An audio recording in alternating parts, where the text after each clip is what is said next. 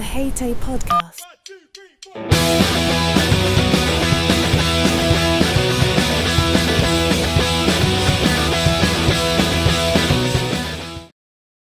Hello and welcome back to the H.A.T.A.E podcast with me, Benjamin Madel. And today I'm joined by Leda Fazel. How are you, Leda? Great.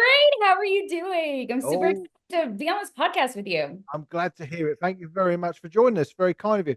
Now, Leda's a salon owner. She's also an innovator in the industry. But we're going to do what we do in every podcast, and we're going to start right at the beginning. So, Leda, how did you get into the hairdressing industry? All right. So the whole story is I was doing, I didn't go to school for hair. I went to school for communications and computer science. I went to university. I went to William Peace University, and I was going to do something with broadcasting. I was going to do something with videography, newscasting. I didn't know what I wanted to do. But growing up, I always loved doing my stepmother's hair. That was one of the things that me and her always had this beautiful connection, is I would always curl her hair and I loved doing it, but I didn't really think past that. So I went to college, I graduated, and at the same time I was bartending, and this girl was bartending with me and she was going to hair school. I said, oh my God, that sounds really cool. Like I could do that. And then I went for an interview for a news station. And before I got there, I stopped at a salon to get my hair blowed out because I have curly, frizzy hair. I wanted it to be nice and straight and smooth. Well, she did a horrible job. And I was like, I could do better than this. So then I took those two things of, okay, you know what? This girl's in hair school. This girl did a crappy job on me. I'm going to go to hair school, see what happens. And if it doesn't work out, I still have my degrees. Well, 21 years later, I'm still doing hair. And I feel like my worlds actually have collided because now I also do a lot of the editing, the videography. I feel like I'm a newscaster sometimes. I feel like it all ended up working out. It comes full circle. Yeah. Did you think there was any obstacles in the way? Like you say, once you'd obviously gone through the what should we say, the more traditional academic route. You know, you've gone from school to university, college, etc. Did you find there was sort of any obstacles or any inkling that you wanted to do hair before, before you had finished university, or was it something that just came afterwards? It just came afterwards. For me, life, nothing was given to me. I ran away at 17. I had an abusive father. My mom had left. It was bad. And the day I decided to run away was the day that my dad had found out something I did at school. And he was basically like, you're going to get the beating of your life when you get home. So I said, you know what? I'm not coming home. So I didn't know the day I left. So I didn't have a dime to my name. All I had was hope, and faith. And I don't ever let anything stop me. Nothing's an obstacle. So, as soon as that all happened, I got emancipated. I finished high school. I applied for grants to get into college. And at the same time, I was working 3 different jobs to pay for it all. I never got in debt, even hair school. Like, I feel like a lot of people get into debt because they have to go to school and they can't do anything else, or that it's just common. And it's like, I didn't like that. I don't like debt. I don't like being in debt. I will work 3 different jobs to not have to owe people money. Yeah. So I never see anything as an obstacle. I never have, I never will. And if looking back, when I was 17, I had the willingness to leave the house with not a dime to my name, not even an extra pair of clothes. And I made it. Just keeping going. Just keep going. Yeah. Anybody absolutely. can do it. No, that's it. It's a brilliant mindset to have, especially for coming from that situation.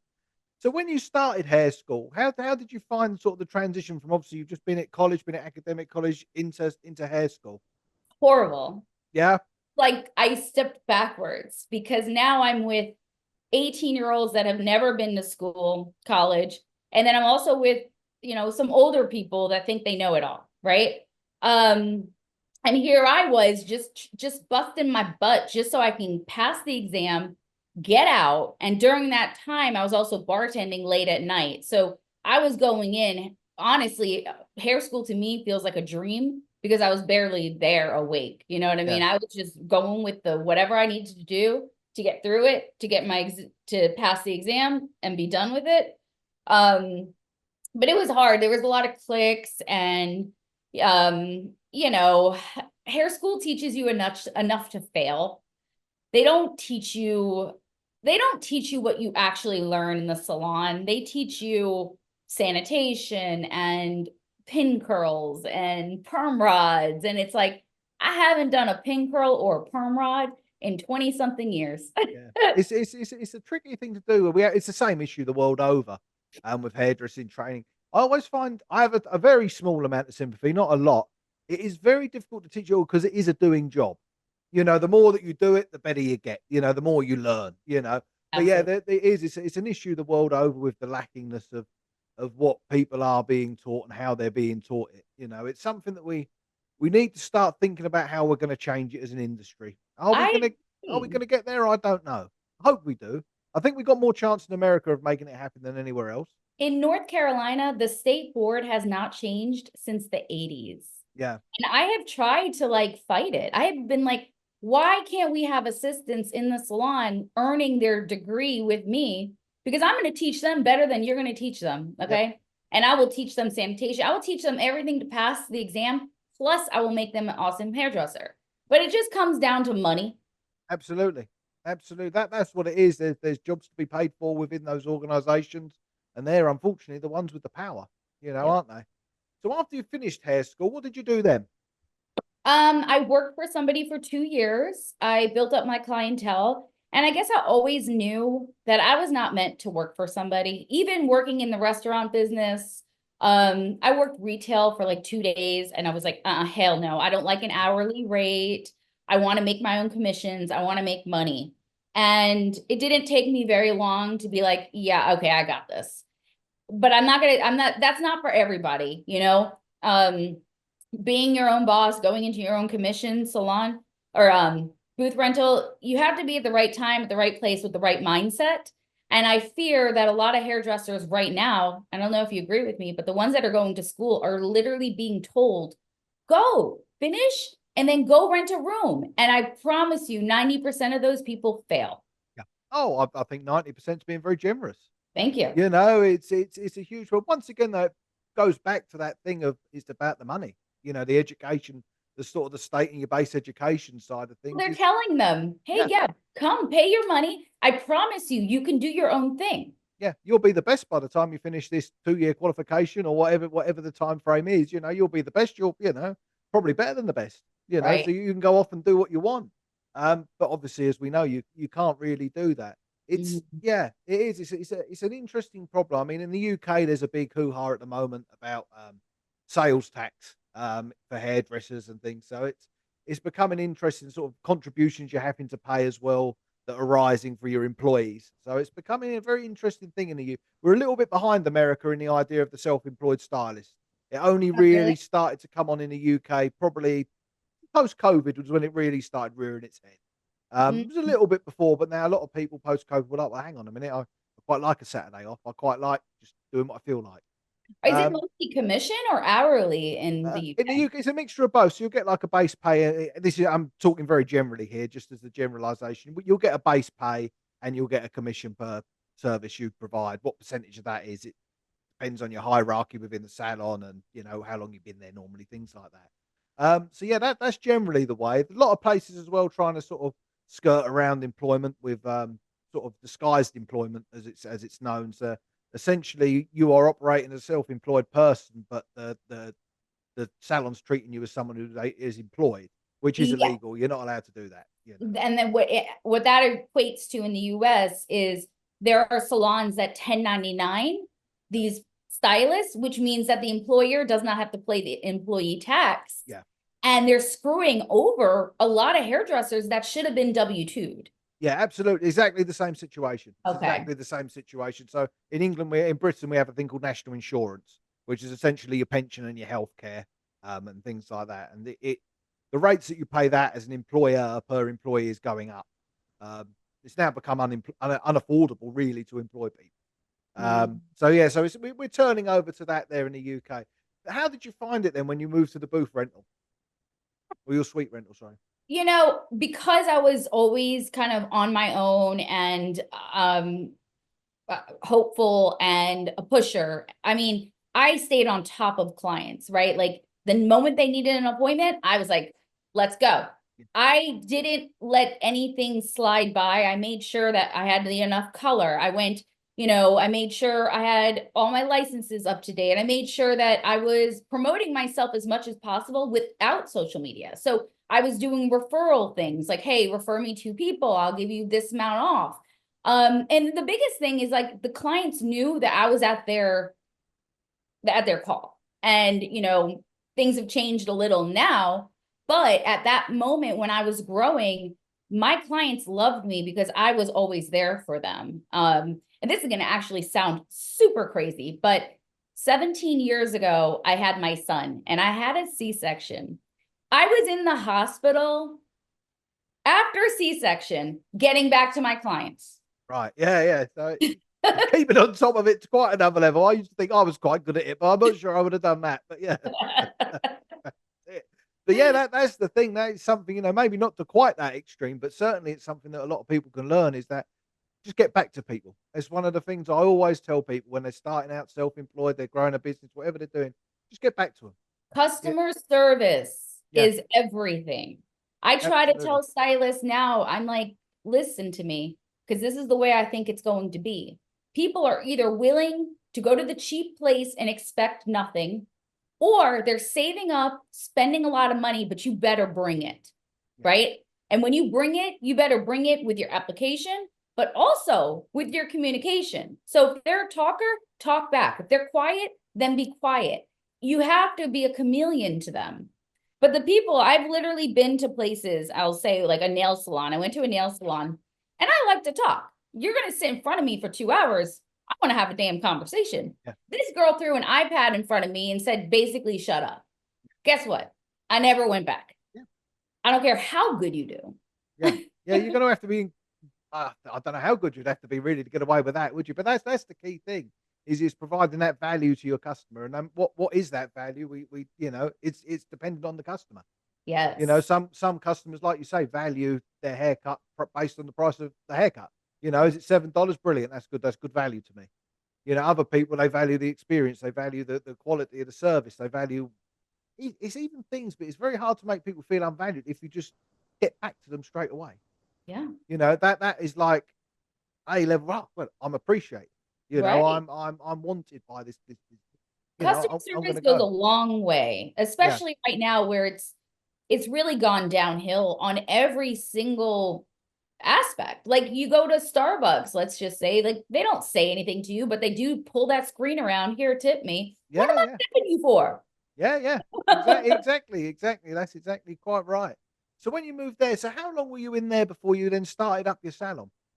Okay, so I was at a place for about 4 years. Then I went to another salon, rented a chair for another 4 years. And then I moved up closer to where I live and I was in a room by myself for about a year and a half. I had no intentions of owning a salon. I Okay. was perfectly content with what I had going on. Yeah. But where I was at, I was on the second floor and it was a very hot summer and the person that owned the building would not fix the air. They were like, well, it's going to be $10,000 to fix the HVAC. I said, well, that's part of your job, Yeah. I pay my rent So here. Yes. Yeah. I was like, okay. So then I went to go take out the trash one night and there was another building right by it for sale. And my mother-in-law is a real estate agent. I said, can you look into this? And when we run the numbers, I was like, shit, I'll be fine in there even by myself. Yeah. So I was like, I'm going to buy this. And if a salon happens, a salon happens. Well, sure enough, I was able to put 6 chairs in there. We're booming. I've got so many people that want to work for me. I'm fully staffed. We actually ended up buying the upstairs unit as well. So we're expanding. I've got a couple chairs up there now. I've got an esthetician up there.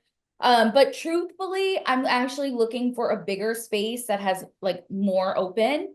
Because I like what I have and it's nice because I own it, but I really would love something bigger. Absolutely. At what point then did you say you moved in there like you knew you could afford it on your own, which is, brilliant business practice to start with. Is Right. if it all goes wrong tomorrow, we'll be all right. Just You like know, McDonald's, McDonald's owns every single one of their yep. McDonald's. They're a real estate company. Yes. They're not a fast food company. Yeah, Yes. that's it. Yeah, that's how they got away with it, wasn't it? That was Yeah. yeah, brilliant company. I used to work for Smart. McDonald's years ago. So smart. Fantastic company. But the so how long was it you were in there before you got any staffing? Um, so oddly enough, I was in there for just a couple weeks and another salon down the street closed down. Okay. And all of their staff came and rented a chair from me. Yeah. It was great, but it was one of the biggest mistakes I had. Because guess what? When I pissed off one of them, they all left. And Yeah. honestly, I didn't know what I was doing. I really didn't. I was probably trying too hard, especially with other renters. I didn't run it correctly. So I take a lot of fault of that. So when they all left, I slowly regrew.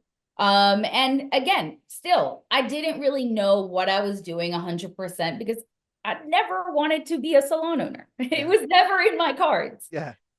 So then they left. And then for the last 6 years now, it's been beautiful. I finally understand what it is to be a salon owner. I know my part. I know how to adapt to each stylist. I know not to overgo on certain topics. But mostly during that time, I also really studied social media. And so the people that work for me now freaking love it because we're so big on social media and a lot of our clients come from there. So they're like, and I also offer high commission, flexibility. I don't care when they take off. I don't nickel and dime them. My point is I want to make you so much money that you don't want to leave Yeah. because I don't want to do it again. Yeah, absolutely. You know, if you can do that with your stuff, you can keep people happy, and it's normally in the pay packet, isn't it? You know, that's the way to do it. So is that team been in place for quite a while now? Then, Yes. Yeah. yeah, no, Yeah. it's brilliant. So Yeah. It's great. with your social media, what sort of platforms do you specialize in, or what do you find is the best platform for you?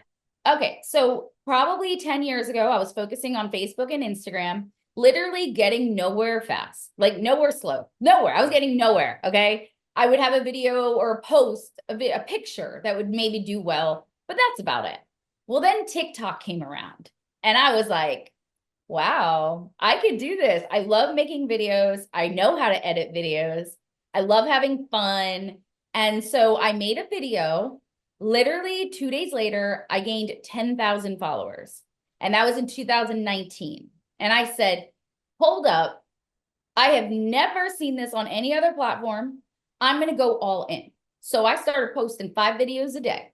So up until March 2020, that's when all the salons shut down. I was posting away. I had about 100,000 followers and then COVID hit. And I was like, shit, what am I going to do now? Because all my videos were in the salon. Yeah. So I started playing with test strands at home, like bleaching hair and doing different things.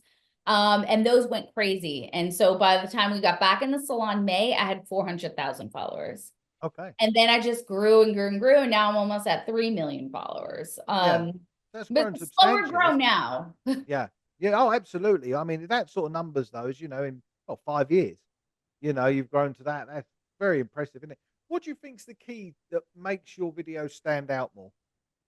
I guess the way I edit, you have 1 second to capture, right? People are scrolling. So I tend to have my first clip something really dramatic, like the hook. Okay, what's gonna get them? I push the limits. I do things that hairdressers don't like. Okay. I said the word bleach and it cringed hairstylists so much. It made them so mad. And I was like, bleach, bleach, bleach, bleach, Yeah. bleach, Yeah.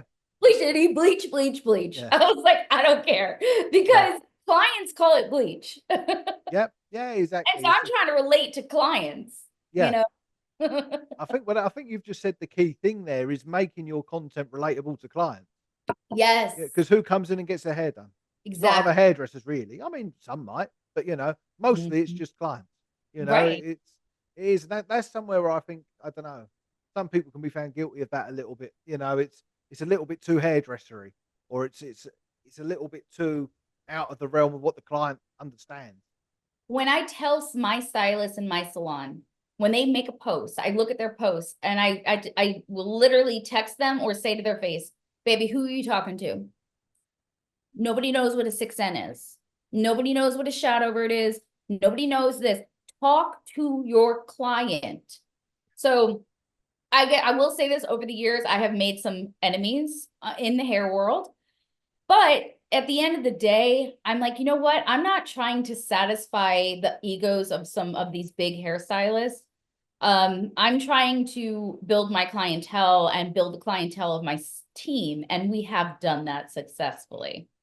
I will put this out there because if anybody's listening, there's a lot of hairdressers, big ones, that are on TikTok, and I'll say this until the day I die. I don't care, but a lot of them ripped off a lot of my content, and I got so much hate because I came out and told people, "Hey, she stole that from me," and literally nobody cared, and I had gotten so much hate about it.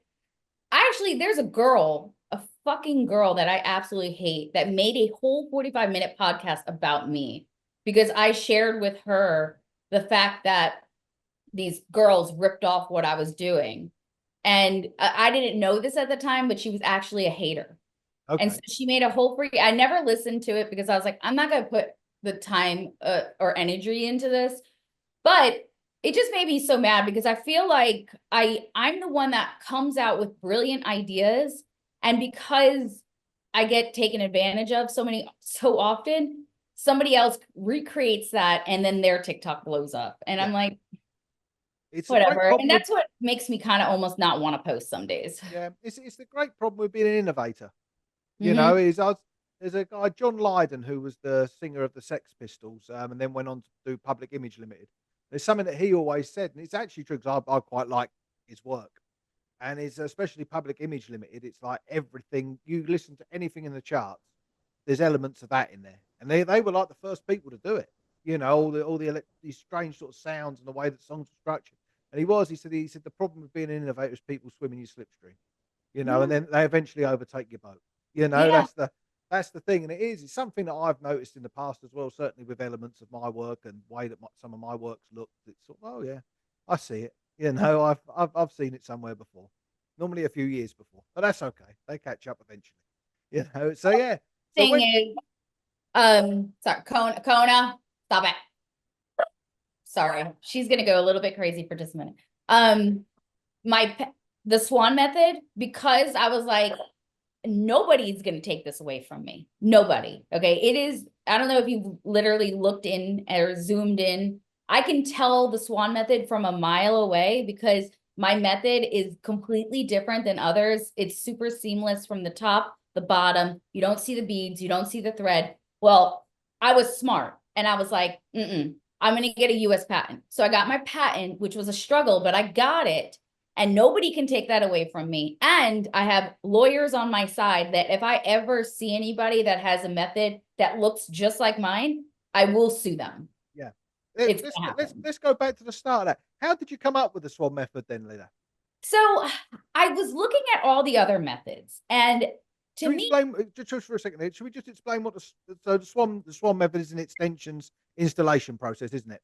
Yes. So the Swan Method is a way of installing hair extensions, and it's seamless. It lasts 13 weeks.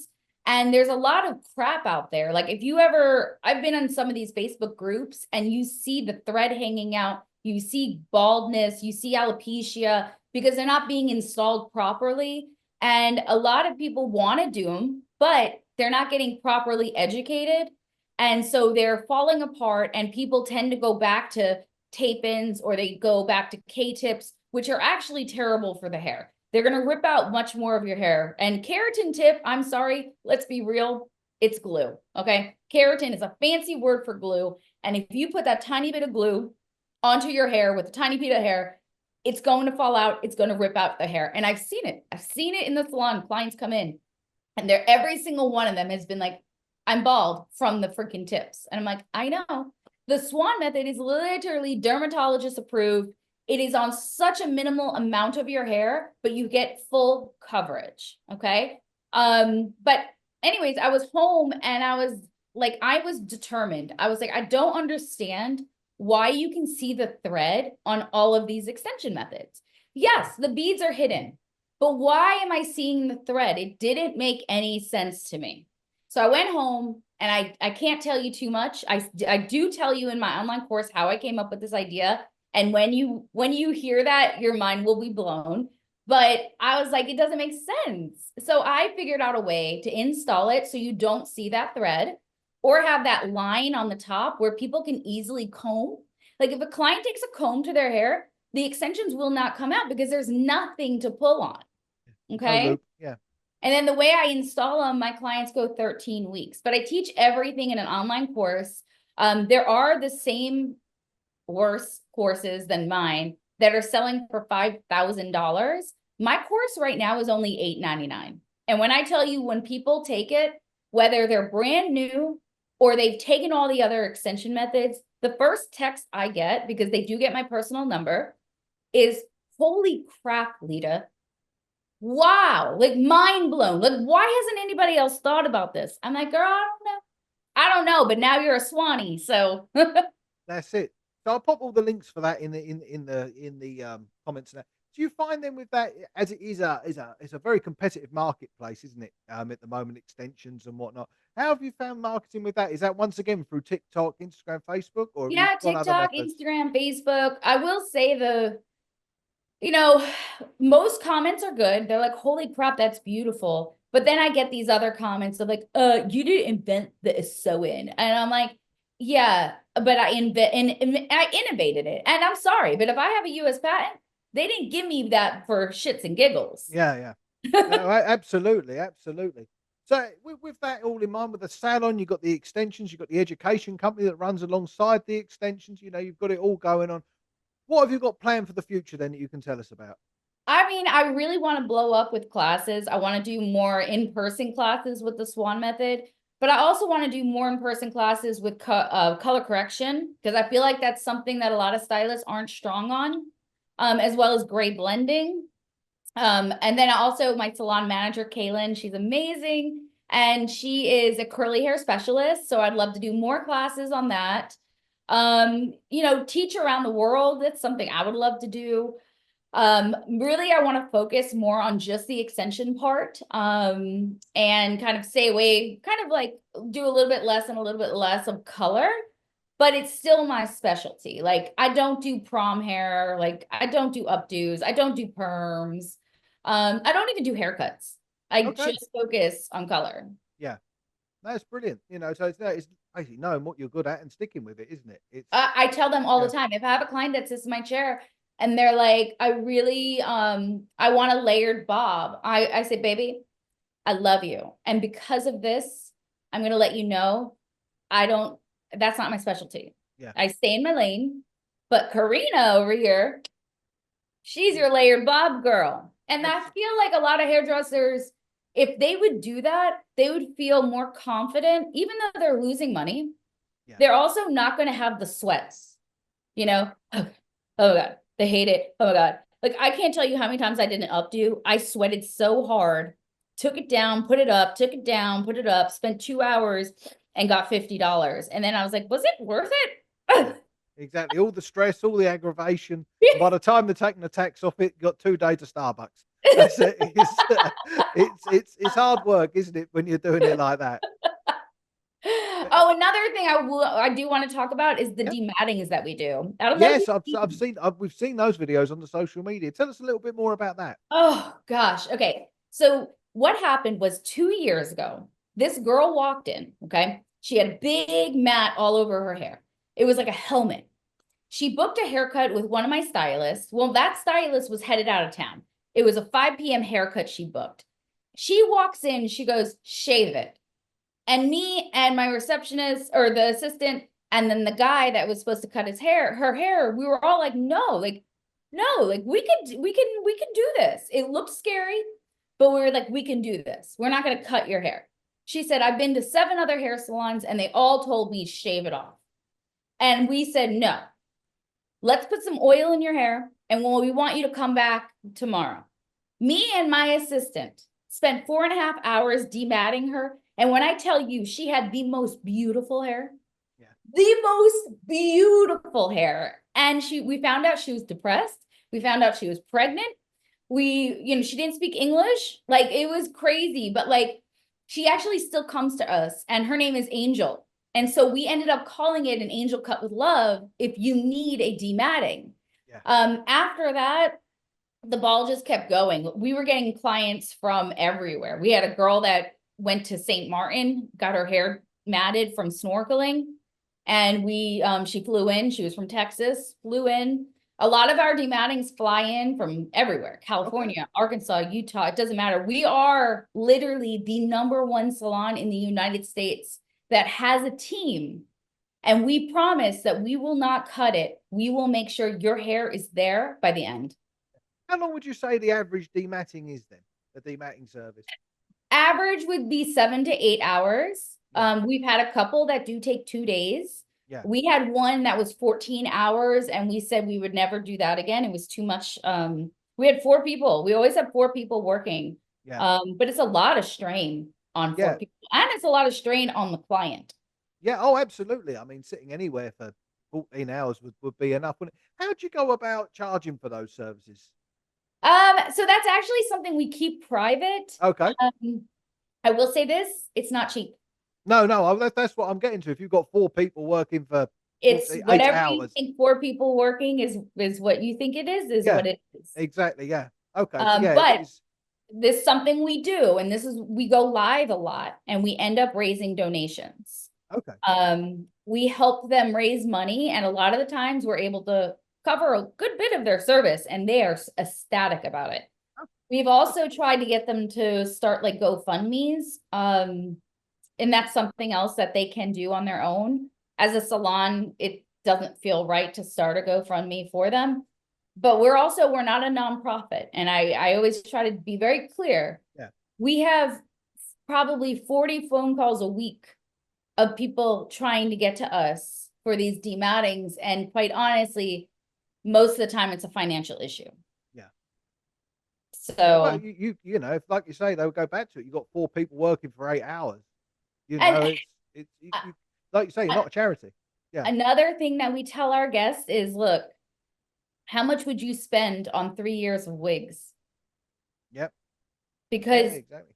if you get your hair shaved, you're starting from scratch. And I will tell you this, people that are depressed, you're not gonna, looking in the mirror and seeing a shaved head is not gonna help them. Yeah, you're not going to feel much better with that, are you?